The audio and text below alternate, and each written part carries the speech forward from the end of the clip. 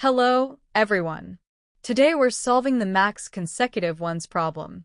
This is LeetCode problem number 485. We are given a binary array. A binary array contains only zeros and ones.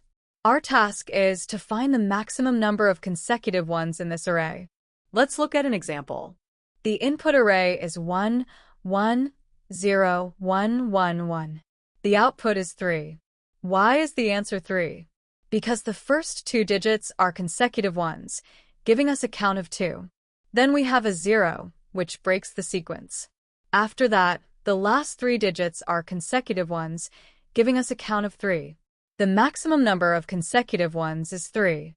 Looking at the constraints, the array length can be from 1 to 100,000 elements. Each element in the array is either 0 or 1. Let's solve this problem step by step. Let's walk through an example to understand this problem better. We have the array 1, 1, 0, 1, 1, 1. The indices go from 0 to 5. Let's analyze this step by step. At index 0 and index 1, we have 2 consecutive ones. So our count is 2. At index 2, we encounter a 0. This 0 breaks the sequence of ones. So we need to reset our count. Now, from index 3 to index 5, we have 3 consecutive ones. The count here is 3. We compare both counts. The first sequence had 2 consecutive ones. The second sequence had 3 consecutive ones. The maximum of these two is 3. Therefore, the maximum number of consecutive ones in this array is 3. Let's now look at different approaches to solve this problem. Let's start with the brute force approach. The idea is simple. We check every possible subarray and count consecutive ones. How does this work? For each starting position in the array, we extend as far as possible while the element is 1. We keep track of the maximum length we find. What is the time complexity?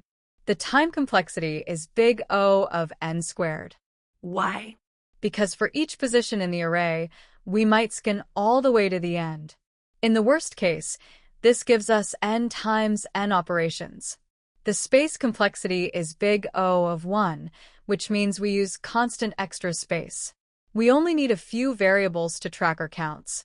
This approach works, but it's not efficient for large arrays.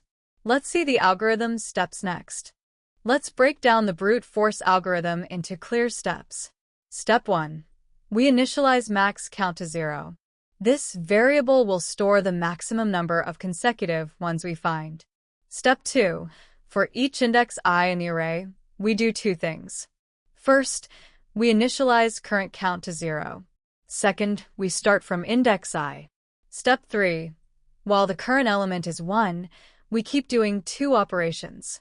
We increment current count by 1, and we move to the next index. Step 4. After the while loop ends, we update max count if current count is greater than max count. Step 5. After checking all positions in the array, we return max count as our final answer. This algorithm checks every starting position and extends as far as possible. Now, let's see the actual code implementation. Here's the Python code for the brute force approach. Let's walk through it. We define a function called findMaxConsecutiveOnes that takes nums as input. First, we initialize max count to 0. Then we start a for loop. For each index I in the range of the length of nums, we do the following. We initialize current count to 0, and we set j equal to I. Next, we have a while loop. While j is less than the length of nums, and nums at index j equals 1, we increment current count by 1, and we increment j by 1. This while loop counts consecutive ones starting from position I. After the while loop exits, we update max count. We set max count to the maximum of max count and current count. Finally, after checking all positions, we return max count. This code works, but it has big O of n squared time complexity. Can we do better? Yes. Let's explore the optimal approach next. Now, let's think about how we can optimize this approach. What's the problem with brute force? We are recounting consecutive ones multiple times. This is inefficient. Here's the key observation. We only need to traverse the array once. When we see a 1, we increment our counter. When we see a 0, we reset the counter and update the maximum. How does this connect to the optimal solution? Instead of nested loops, we use a single pass with a running counter. We track the current streak and the maximum streak simultaneously. This simple change eliminates all the redundant counting. We count each element exactly once. This will give us a much better time complexity.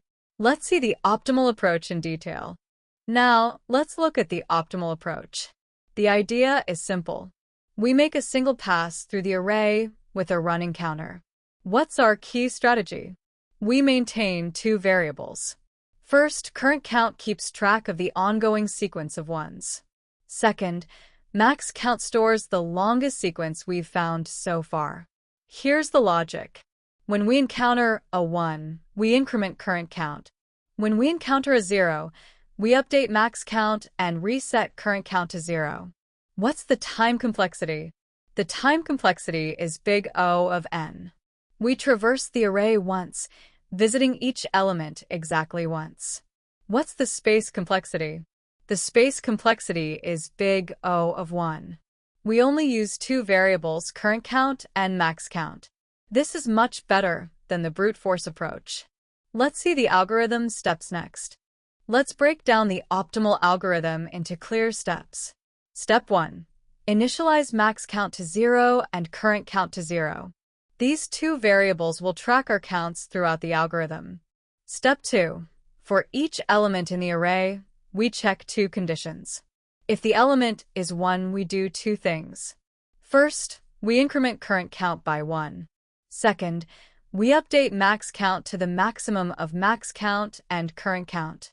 If the element is 0, we simply reset current count to 0. Step 3.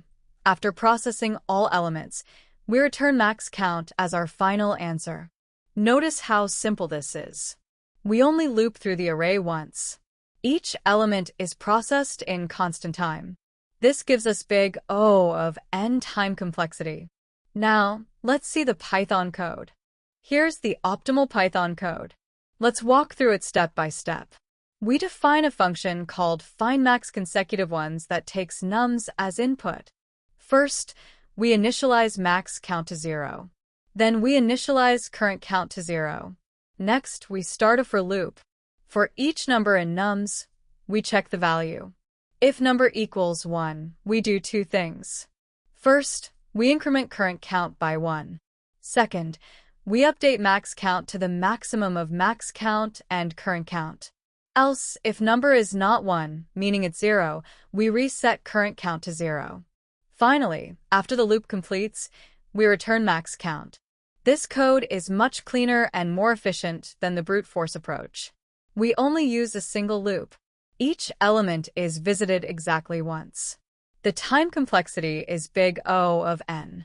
The space complexity is big O of 1.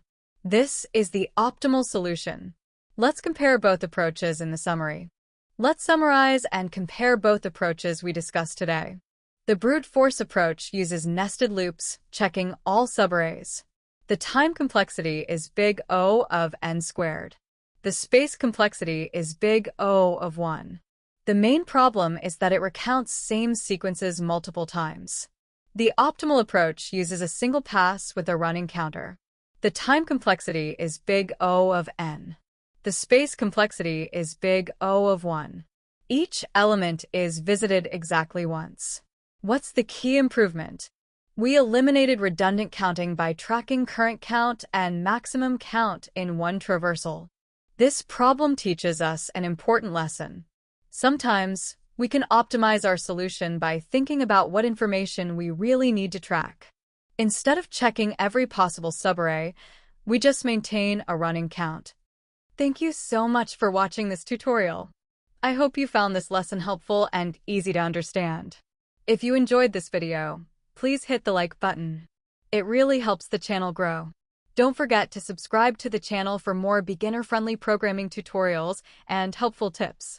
Feel free to comment your questions or thoughts below. I love hearing from you and I try to respond to every comment. And don't forget to hit the bell icon so you get notified whenever I upload new videos. See you in the next lesson.